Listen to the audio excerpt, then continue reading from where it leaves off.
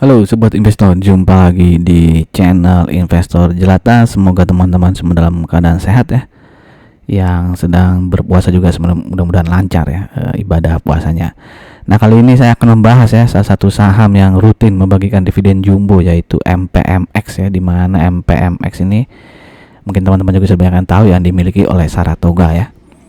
Di mana juga kita tahu salah satu pemilik Saratoga adalah Bapak Sandiaga Uno ya. Nah, di tahun 2023 ini ya, laba bersihnya tuh turun ya dibandingkan tahun 2022, tapi potensi dividennya tetap jumbo nih. Nah, seberapa jumbo? Simak ya pembahasannya di video ini sampai akhir. Sebelum kita mulai, seperti biasa saya ingin mempromosikan beberapa video yang ada di channel Investor Jelata ya, terutama prediksi-prediksi dividen dari emiten-emiten yang rutin membagikan dividen jumbo ya. Jika teman-teman berminat menonton video-video terkait emiten ini, nanti linknya bisa cari di kolom deskripsi atau langsung saja search di channel Investor Jelata ya. Untuk yang Telkom nanti saya taruh di pojok kanan atas ya. Oke, kita kenalan dulu lah ya dengan MPMX ya, yaitu PT Mitra Pinastika Mustika, di mana dia didirikan dari 36 tahun lalu lah ya, di tahun 87 ya, didirikan oleh Bapak William Suryajaya ya, yang namanya pasti sudah teman-teman familiar ya, salah satu pendiri dari Astra International ya waktu itu ya. Nah, setelah itu dia tahun 88 mulai bisnisnya ini ya, pelumas dulu nih ya, pelumas oli federal ya, cukup terkenal juga sih pelumas ini ya. Waktu itu dia mendirikan PT Federal Karyatama ya. Lalu tahun 92 baru memulai membuka PM Motor nih, toko retail pertama untuk penjualan motor secara langsung ke konsumen. Lalu seterusnya ada dia buka Arta Finance. Lalu tahun 2010 mulai menjadi distributor sepeda motor ya. Setelah buka toko, dia sekaligus menjadi distributor. Lalu dia mengakuisisi ya perusahaan transportasi ya dan pembiayaan ya. Jadi mulai merambah bisnis rental ya, MPM Ren ini, lalu masuk ke penyaluran kredit lah, kredit motor ya, MPM Finance ya. Lalu juga masuk ke asuransi ya. Lalu tahun 2013 setelah dia mengakuisisi perusahaan-perusahaan tersebut, tahun 2013 dia IPO ya. Lalu nih ya tahun 2015 nih ya, yang tadi perusahaan yang menjual oli pelumas tadi ya, yang di tahun 88 ya, PT Federal Karyatama. Nah, itu semuanya dijual ya ke Exxon Mobil ya. Lalu tahun 2019 Saratoga Investama menjadi pemegang saham pengendali ya. Dan seterusnya nih ya, tahun 2022 menjalin kerjasama dengan Karo untuk meningkatkan MPM Insurance ya. Kepemilikannya ditingkatkan menjadi 96%.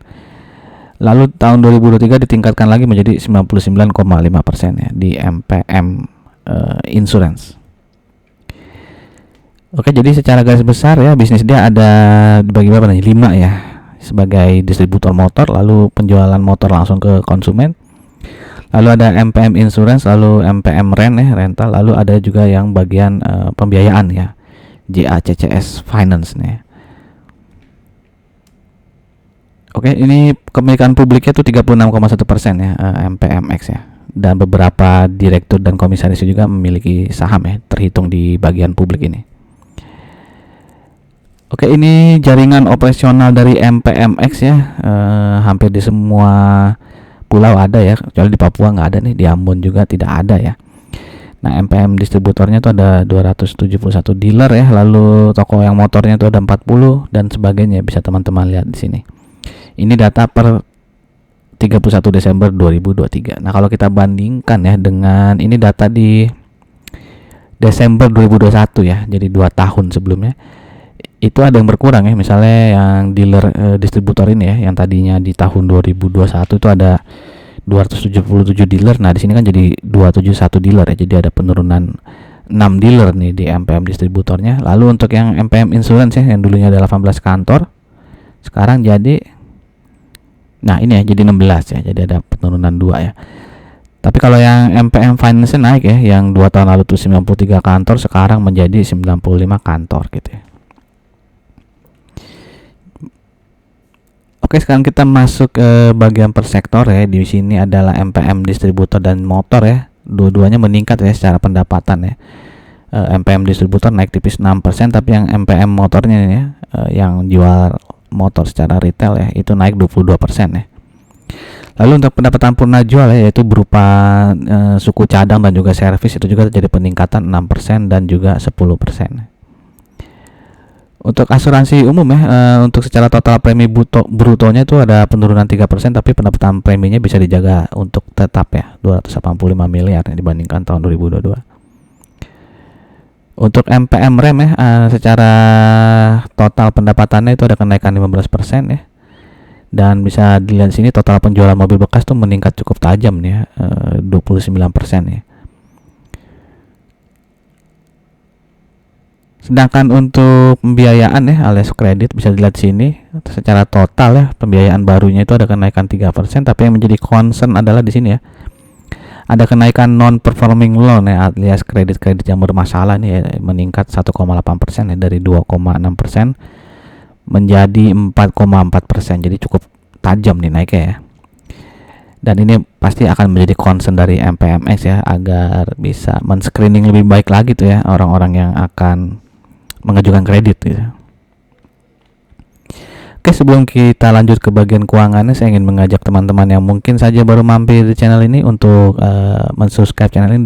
Jangan lupa klik loncengnya agar tidak ketinggalan informasi-informasi yang mungkin berharga untuk teman-teman. Dan jika dirasa video-video di channel ini bermanfaat untuk teman-teman, saya minta tolong untuk klik like, comment, and share-nya. Terima kasih. Nah, kita lanjut ke bagian keuangan ya, di mana sepanjang tahun 2023 ini pendapatan neto dari MPMX ini naik 8,77%. Biaya pokok pendapatannya juga naik sekitar 8% ya, 8,48, sehingga laba brutonya itu naik 11,78%.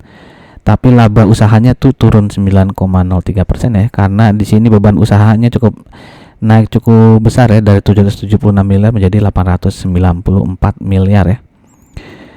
Ditambah lagi beban-beban lainnya juga naik ya, dari 4 miliar menjadi 21 miliar. Tapi kenaikan paling besar adalah dari beban usahanya.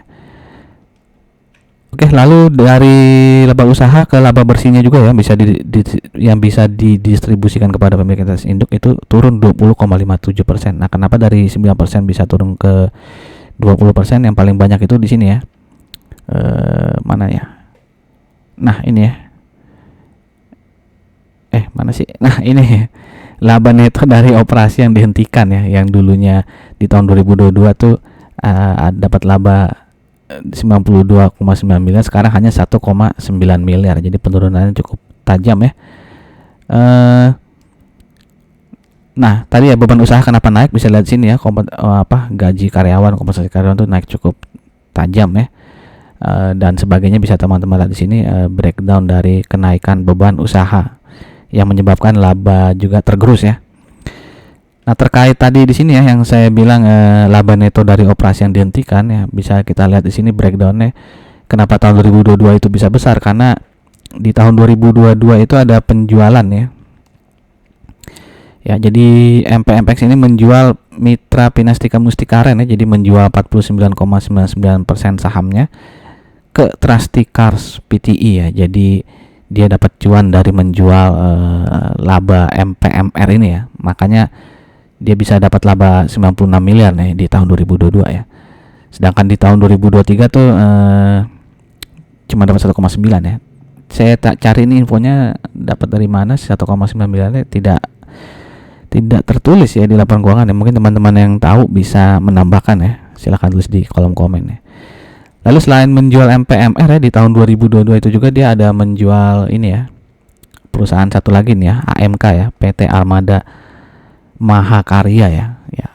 Ini ya, bukan menjual, ini menghentikan ya. Pada tahun 2022 manajemen memutuskan untuk menghentikan kegiatan komersial PT Armada Mahakarya. Nah, itu ya. Jadi dia menutup salah satu anak usahanya gitu ya.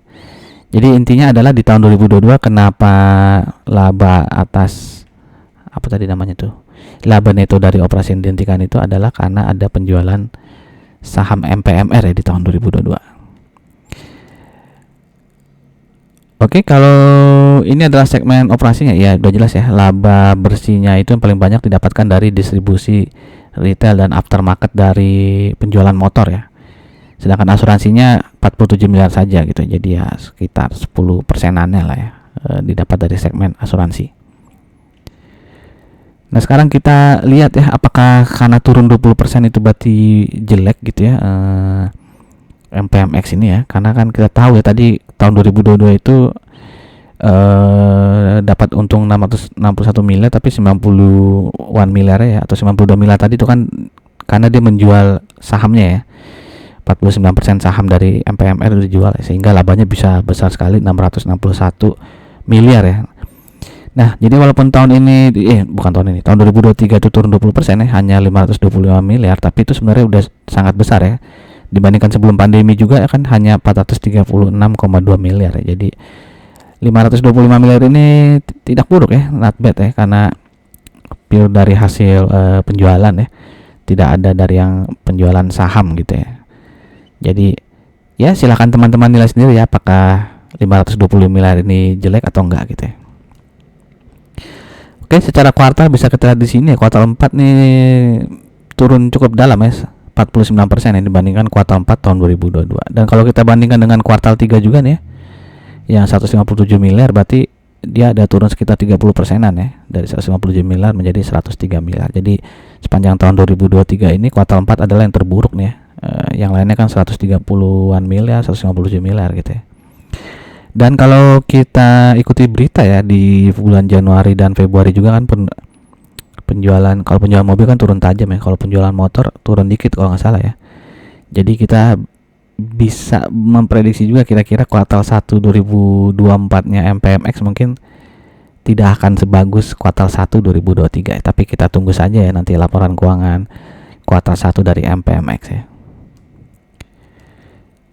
Oke, sekarang kita masuk ke historis PER dari MPMX ya, di mana 5 tahun terakhir PER-nya itu rata-rata ada di 14,02 dan saat ini dia diperdagangkan di 8,79. Jadi kita masih bisa bilang ini under value ya secara historis dari PER-nya.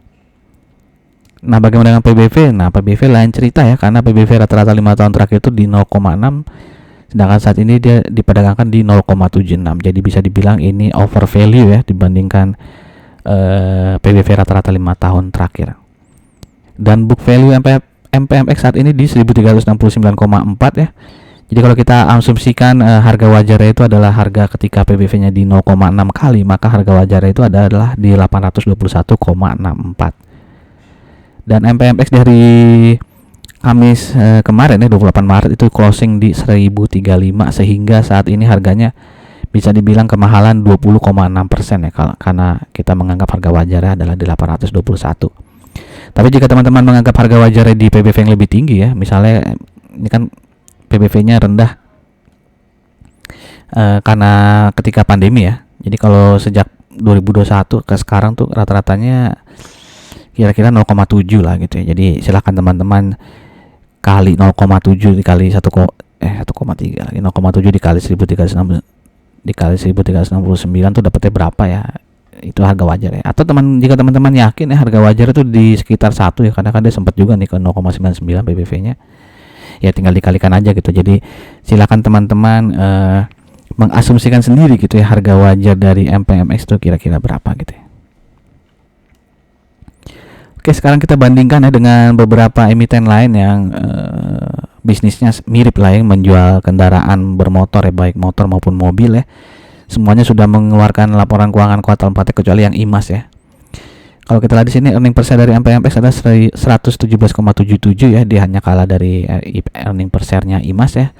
Untuk PER di sini 8,79 ya, termasuk yang rendah ya, bersaing dengan PMJS maupun Kars ya. Kalau ASLC nih yang udah sekitar semingguan ini kalau nggak salah naik terus harganya ya, itu PER-nya udah 60,2 gitu ya, udah luar biasa lah ini, luar biasa over value maksudnya. Sedangkan untuk PBV ya, MPMX masih di bawah 1 ya, 0,76 ya, walaupun dia masih kalah dari IMAS nih ya, yang hanya 0,38 ya. Tapi perlu dicatat IMAS nih belum mengeluarkan laporan keuangan kuartal 4-nya ya.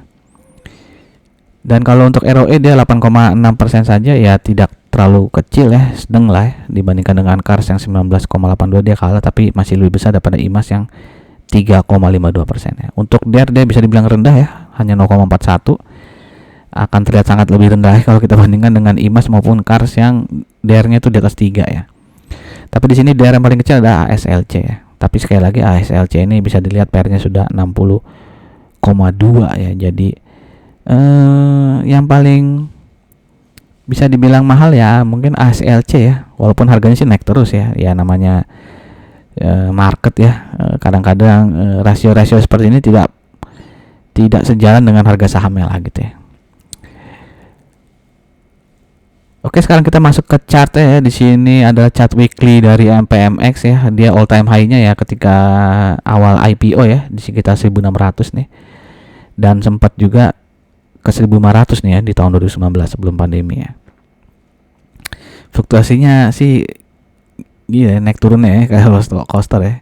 Turun, naik lagi, turun lagi ya. Dan sekarang dia kalau kita lihat sih lagi sideways ya, sideways di antara 970 sampai dengan 1100 ya. Jadi ini 1100 ada gap nih ya. Ketika dia bagi dividen ya, ada gap yang belum ketutup ya. Tapi kalau dividen sebelumnya ya, misalnya ini di tahun 2019 dia kayaknya bagi dividen gede banget ya, 400-an kalau nggak salah ya. Sehingga gapnya juga sangat besar ya. Turun cukup lama ya, tapi pada akhirnya dia bisa tertutup nih ya. Walaupun butuh waktu hampir 3 tahun ya, tahun 2022 baru ketutupnya gap di sekitar 1.400 ini ya. Lalu kalau dividen sini ya, dia bagi dividen sini ada gap ya, sempat turun tapi akhirnya bisa tertutup lagi ya sekitar berapa nih ya, 5-6 bulan ya kira-kira ya dia bisa nutup gapnya. Lalu di sini juga ada pembagian dividen, lalu ada gap cukup besar tapi pada akhirnya bisa tertutup lagi gitu ya.